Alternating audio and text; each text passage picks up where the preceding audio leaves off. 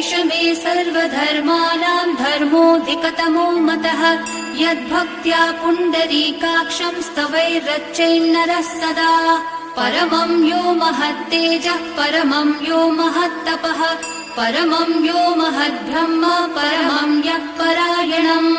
पवित्राणां पवित्रं यो मङ्गलानां च मङ्गलम् दैवतं देवतानां च भूतानां यो व्ययः पिता यतः सर्वाणि भूतानि भवन्त्यादियुगागमे यस्मिन् च प्रलयं यान्ति पुनरेव युगक्षये तस्य लोकप्रधानस्य जगन्नाथस्य भूपते विष्णोर्नाम सहस्रं मे शृणु पापभयापहम्।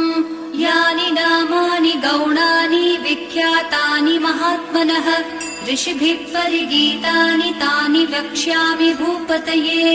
ऋषिर्नाम्ना